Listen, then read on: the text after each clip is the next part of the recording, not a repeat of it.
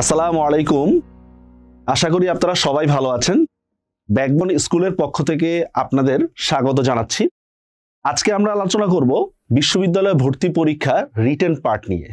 যেহেতু এই অধ্যায়গুলো নতুনভাবে বিশ্ববিদ্যালয় ভর্তি পরীক্ষায় সংযুক্ত হয়েছে, আমাদের মধ্যে অনেক ভয় কাজ করে কি লিখতে হবে না লিখতে হবে, কিভাবে লিখব, কারণ এই সম্পর্কিত নির্দেশনাগুলো খুব কমই পাওয়া যায়। তাই বিশ্ববিদ্যালয় ভর্তি পরীক্ষার রিটেন পার্টের ভয় দূর করা এবং সেই সংক্রান্ত নির্দেশনাগুলো নিয়েই আজকে আমরা আলোচনা করব। আজকে আমাদের আলোচ্য বিষয় হচ্ছে মূল ভাব রচনা। মূল ভাব নিয়ে আমাদের অনেকের মধ্যে কিছু ভয় কাজ করে। ভয়ের বিষয়টা হচ্ছে এক এক গাইড, এক এক বই এক এক রকম ভাবে মূল ভাব দিয়ে রেখেছে। এটা খুবই স্বাভাবিক। আপনার কাছে মূল ভাব দেখে মনে হবে যেটা গুরুত্বপূর্ণ, অন্যজনের কাছে সেটা গুরুত্বপূর্ণ মনে নাও হতে পারে।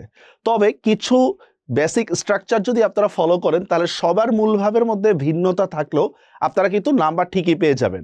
কারণ আপনি একটা বিষয়কে গুরুত্ব দিচ্ছেন, অন্যজন আরেকটা বিষয়কে গুরুত্ব দিবে, এটা স্বাভাবিক বিষয়। সবার মূল ভাব যদি একরকম হয় তাহলে কিন্তু আবার হবে না। তো এখন দেখি আমরা মূল ভাব রচনা করতে গেলে কিছু আমাদের স্ট্রাকচার ফলো করতে হবে। 1 নম্বর দেখেন, গদ্য ও পদ্যের মূল কথাটা বের করতে হবে। মূল কথাটা বের করা বলতে আমি কি বুঝাচ্ছি, আপনারা যদি রেইনকোট গদ্যটা পড়েন তাহলে দেখবেন হচ্ছে রেইনকোট গল্পে প্রথমে দেখবেন মুক্তিযুদ্ধের প্রাথমিক আলোচনা, শেষ মুহূর্তে নুরুল হুদার কে হচ্ছে অত্যাচার করে, পরোক্ষ মুক্তিযোদ্ধাদের একটা অবদান। এই জন্য বিশেষ করে শেষের দিকটার দিকে যে যে কথাগুলো বলা হয়ে থাকে গদ্য বা পদ্যের, সেই দিকটাকে আপনারা হাইলাইট করবেন। তারপর দেখি আমরা গদ্য বা পদ্যের রূপকভাবে কিছু বোঝানো হলে সেটাও আপনাকে তুলে ধরতে হবে। রূপকভাবে বোঝানো বলতে আমি কি বুঝাচ্ছি, ফর এক্সাম্পল আমরা ঐকতান কবিতাটা যদি দেখি, ঐকতান কবিতা প্রথমে দেখবেন কবি নিজের সমালোচনা করেছেন ঐকতান কবিতার মধ্যে। তেমনিভাবে রক্তে আমার অনাদি অস্থি কবিতা যদি আমরা দেখি, সেখানেও দেখবো আমরা রূপকভাবে কিছু বোঝানো হয়েছে। নুরুল দিনের কথা মনে পড়ে যায়, সেখানে কিন্তু কালো মার্চ 25 মার্চের কালো রাতের দিকেও কিন্তু ইঙ্গিত দেওয়া হয়েছে। এভাবে যদি রূপকভাবে কিছু বোঝানো হয় সেটাও আপনাকে স্পষ্ট করতে হবে। 3 নম্বর দেখি, মূলভাব আলোচনার সময় খুব সাধারণভাবে কথাগুলো লিখতে হবে। সাধারণভাবে কথাগুলো বলতে বোঝাচ্ছি হচ্ছে সিম্পল ভাষায়।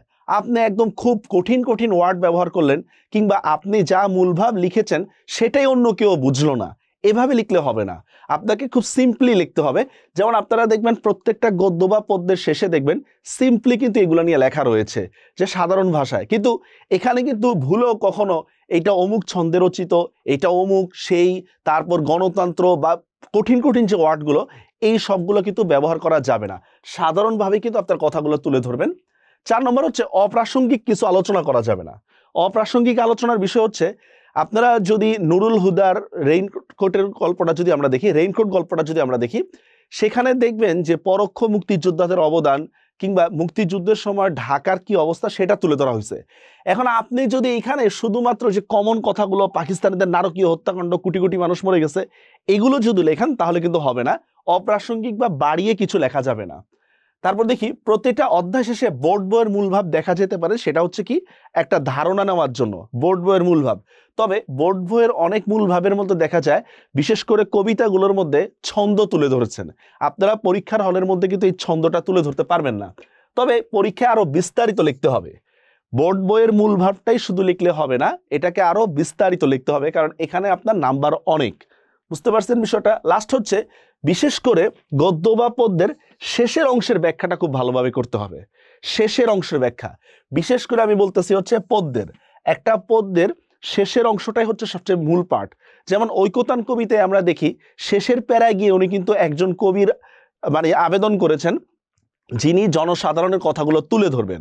আমরা সাম্যবাদী কবিতা গিয়ে দেখি কিন্তু যে এই হৃদয়ের চেয়ে বড় কোনো মন্দির কাবা নাই, এরকম কিন্তু লেখাগুলো আছে। এই জন্য বিশেষ করে পদ্যের শেষের অংশের ব্যাখ্যাটা কিন্তু ভালোভাবে তুলে ধরতে হবে বিশেষ করে। তো এগুলো হচ্ছে মূলভাব লেখার বেসিক স্ট্রাকচার। এগুলো যদি আপনারা ফলো করেন তাহলে ইনশাল্লাহ ভালো নম্বরই পাবেন। আমরা দেখি লাস্টে হচ্ছে প্যারা আকারে লেখা যাবে না। প্যারা আকারে লেখা মানে বুঝছেন, আমরা সৃজনশীলগুলো যখন লিখতাম তখন দেখা যায় তো 1, 2, 3, 4 এগুলোকে আমরা প্যারা আকারে লিখতাম। বিশেষ করে 3 নম্বর এবং 4 নম্বর যে কোশ্চেনটা, এটাকে আমরা প্যারা আকারে লিখতাম। এইভাবে প্যারা আকারে কিছু লেখা যাবে না। কেন? মূলভাব মানে হচ্ছে একটা অনুচ্ছেদ, সংক্ষিপ্ত অনুচ্ছেদ। এখানেও যদি আপনি প্যারা আনেন তাহলে তো সংক্ষিপ্তকেও আরো সংক্ষিপ্ত করতে হবে। আমরা দেখি বিড়াল প্রবন্ধের মূল ভাব নিয়ে আজকে আমরা আলোচনা করব যে কিভাবে আমরা বিড়াল প্রবন্ধ নিয়ে আলোচনা করব। দেখেন এখানে কয়েকটা বিষয় আমি হাইলাইট করতেছি। বঙ্কিমচন্দ্র চট্টোপাধ্যায় রচিত হাস্যকর ও ব্যঙ্গধর্মী রচনা বিড়াল। ওকে, ফার্স্ট পার্ট শেষ। এখন আপনি যদি এইভাবে লেখা শুরু করেন মূলভাবে বঙ্কিমচন্দ্রের আগে 4-5টা বিশেষণ দিয়ে সাহিত্য সম্রাট এই সেই এভাবে যদি লেখা শুরু করেন, তাহলে ভাই আলোচনার চেয়ে সমালোচনাই বেশি হয়ে যাবে। এইটা করা যাবে না। প্রথমবার নাম দিছেন এনাফ, কিন্তু আমরা অনেকেই আছে রবীন্দ্রনাথ ঠাকুর লেখা করতে মানে রবীন্দ্রনাথ ঠাকুরের নিয়ে আলোচনা করতে গেলে বিশ্বকবি রবীন্দ্রনাথ গীতাঞ্জলি রচয়িতা নোবেল পুরস্কার প্রাপ্ত, আর এই ভাই এটা তো ওনার নামের চেয়ে বিশেষণে বেশি হয়ে গেছে, এগুলো করা যাবে না। তারপর দেখি আমরা এখানে বিড়ালের জবানিতে, রাইট, এখানে একটা ইম্পর্টেন্ট একটা বিষয়, বিড়ালের জবানিতে। তার মানে বিড়াল প্রবন্ধের মধ্যে কমলাকান্ত কিন্তু মূল কথা বলতেছে না, বলতেছেন হচ্ছে বিড়াল। আর বিড়াল হচ্ছে কিন্তু শ্রমজীবী বা সাধারণ মানুষের প্রতীক। আমরা এটা বলেছিলাম, সমাজের সুবিধা বঞ্চিত মানুষ, রাইট, এই কথাটা অবশ্যই আনতে হবে যে ভাই বিড়াল কথা বলবে কিভাবে। বিড়াল হচ্ছে একটা চরিত্র যে সমাজের সুবিধা বঞ্চিত মানুষকে হাইলাইট করতেছে, সুবিধা বঞ্চিত মানুষের কথা তুলে ধরা হয়েছে। এখানে সমাজের নির্যাতিত, বিড়াল এখানে কি বলতেছি, সমাজের নির্যাতিত শ্রেণীর প্রতিনিধি। এই লাইনটা আপনারা যে প্রথম লাইন বলেছেন এখানে চলে আসছে, তারপরও বিড়ালকে আরো গুরুত্ব দেওয়ার জন্য কিন্তু এই লাইনটা লেখা হয়েছে। আর অন্যদিকে কমলাকান্ত কি, কমলাকান্ত হচ্ছে পুঁজিবাদী মানসিকতার অধিকারী, সাম্যবাদে বিশ্বাসী বঙ্কিমচন্দ্র পুঁজিবাদ ও সাম্যবাদের দ্বন্দ্ব বিড়াল প্রবন্ধে তুলে ধরেছেন। আচ্ছা, এখন প্রশ্ন আসতে পারে আপনার, স্যার আমরা পুঁজিবাদ আর সাম্যবাদ এগুলোই তো কঠিন কঠিন ওয়ার্ড, তাহলে এগুলো আমরা এখানে বলতেছি কেন? কারণ হচ্ছে বিড়াল প্রবন্ধ যে প্রেক্ষিতে লেখা হয়েছিল তখন সাম্যবাদ বা সমাজতন্ত্রের জয় জয়কার ছিল, সেই সমাজতন্ত্রের বিষয়গুলো কিন্তু তিনি তার প্রবন্ধে তুলে ধরেছেন। তা আপনাকে যেটা প্রাসঙ্গিক যে কথাগুলো সেগুলো কিন্তু আপনাকে লিখতেই হবে, যে প্রেক্ষাপটটা কি। যেমন আপনারা যখন চাষার দুঃখটা লিখবেন তখন দেখবেন একটা কথা আছে এরকম যে ইউরোপের মহাযুদ্ধ সমস্ত পৃথিবীকে সর্বশান্ত করছে। তো ইউরোপের মহাযুদ্ধ মানে কি, প্রথম বিশ্বযুদ্ধের দিকে ইঙ্গিত দিছে। এরপর দেখেন বিড়ালের মতে অনাহারে মরিয়া যাইবার জন্য কেউ পৃথিবীতে আসে নাই, এটা খুবই ইম্পর্টেন্ট বিষয়। অনাহারে মরিয়া যাইবার জন্য কেউ পৃথিবীতে আসে নাই, এই জন্য বিড়াল চুরি করাটাকে কিন্তু সে বৈধ বলছে। কারণ আমি যদি বাঁচতে হয় আমাকে যেভাবেই হোক, বৈধ হোক অবৈধ হোক, আমাকে বাঁচতেই হবে। তো আমি যদি চুরি করি তাহলে সেটা খারাপ হবে কেন? তারপর দেখেন বিড়াল কি বলছে, এই লাইনটা দেখেন, কেউ যদি তার অধিকার না পায় তাহলে অবশ্যই সে অবৈধ উপায়ে হলেও অধিকার আদায় করবে। এটা হচ্ছে এই মূলভাবের মোস্ট ইম্পর্টেন্ট লাইন, যে একটা মূলভাব রচনা করতে গেলে এটা হচ্ছে বিড়াল প্রবন্ধের বা এই মূলভাবের সবচেয়ে ইম্পর্টেন্ট লাইন, যে কেউ যদি তার অধিকার না পায় তাহলে অবৈধ উপায়ে হলেও সে তার অধিকার আদায় করে নিবে। সমাজের ধনীরা গরিবদের জন্য কর্মসংস্থানের ব্যবস্থা না করলে বৈষম্য বাড়বে। ধনীর ধন সংগ্রহে কোনো বাধা না থাকলেও দারিদ্রের খাবার সংগ্রহে এত বাধা কেন? এটা বিড়ালের কোশ্চেন। আমাদের মূল আলোচনাটা এখানেই শেষ। তারপরে যেগুলো হচ্ছে যে মূল আলোচনাটাকে আমরা 2-4 লাইন দিয়ে আমরা ব্যাখ্যা করলাম যে কিভাবে। দেখেন ধনীরা এমন সিস্টেম, আপনারা সিস্টেম লিখতে পারেন, সিস্টেম লিখলে হচ্ছে বিষয়টা আবেদনময়ী হয়, অথবা এমন পদ্ধতি এটাও লিখতে পারেন, অ্যাজ ইউ উইশ।